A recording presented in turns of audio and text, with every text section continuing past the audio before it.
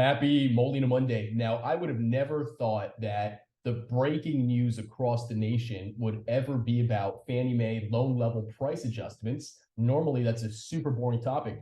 But with the recent change, it has been all over the news. So today I'm going to break down what really changed and how does that affect borrowers? How is that going to affect the real estate market? Now, here, as you can tell, if you just look up mortgage, you have all these stories about the Fannie Mae loan level price adjustments. So what I'm going to do is I'm going to show you the old Fannie Mae loan level price adjustments. I'm going to show you the new ones, and I'm going to show you a heat map of really what changed. And I'm also going to give you my 2 cents on it. Okay, let's get into it. So here we have a chart of the old Fannie Mae loan level price adjustments. And as you can see, if we just look at the bottom right, it's a lot more expensive for someone that's putting down 3% and has a 620 credit score than it is for someone that is putting down 3% and has a 740 credit score. Okay. So there's going to be a increase in the price for that customer's rate of 3.75% compared to someone with a 740 credit score putting down 3%. There's only going to be a change in price by 0.75%. And on the top left corner, you have a 740 credit score and you're putting down 40% or more, there is no change in your interest rate. You're going to get the best rate out there, just like someone who's putting down 40% that has a 660 to 679 score. Okay, so all of these brackets are pretty much, common sense approach to risk-based priced lending. And now we're going to take a look at the new model. All right, so one of the changes that you will see is that before, the highest credit score, I'll go to the chart before, notice the highest thing you can see here is 740. Now there's new buckets for above a 740. So it goes 740 to 759, 760 to 779, and then it goes 780 plus. Also, the lowest credit score here is 639, and anything below, previously it went down to 620. Okay, but now we have a few more brackets for assessing risk. All right. Now, what you can still tell is, let's say here, and again, we're looking at the new one now. Let's say you have a 639 credit score and you're putting down 5% or less. Okay.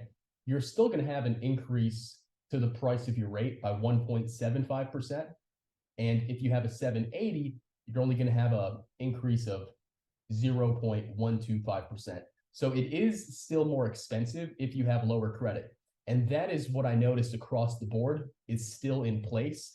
If you have a lower credit score, it is still a lot more expensive than if you have a better credit score. So that part did not change. But what did change is that essentially, when looking at the heat map,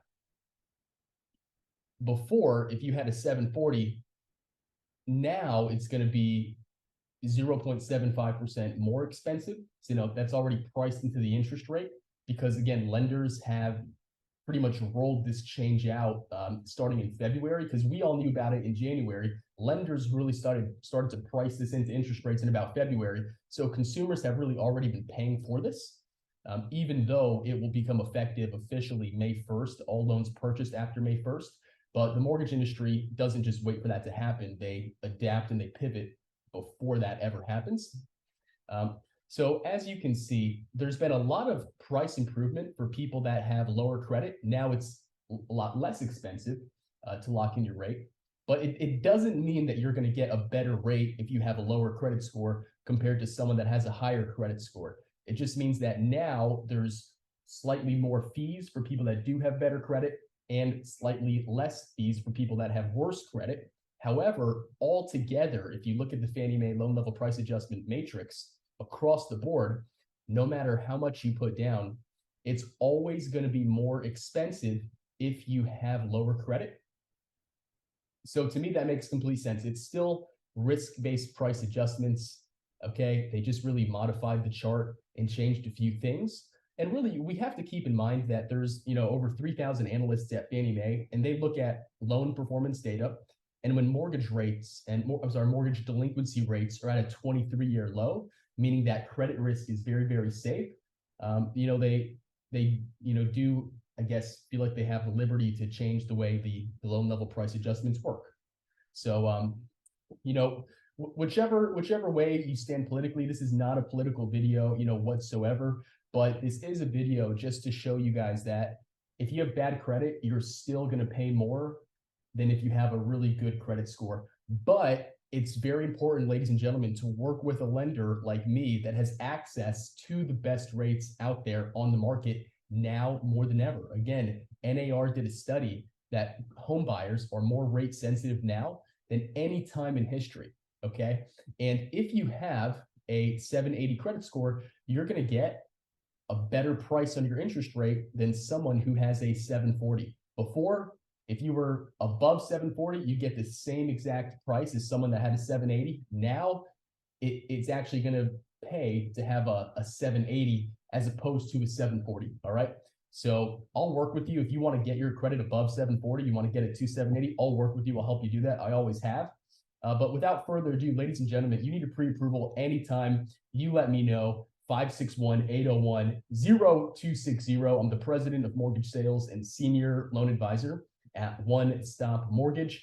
And I have an awesome podcast called the Official South Florida Real Estate Podcast, where I interview top producers to help pour into you, my real estate partners, to help get your game to the next level. Have an amazing week. Molina out.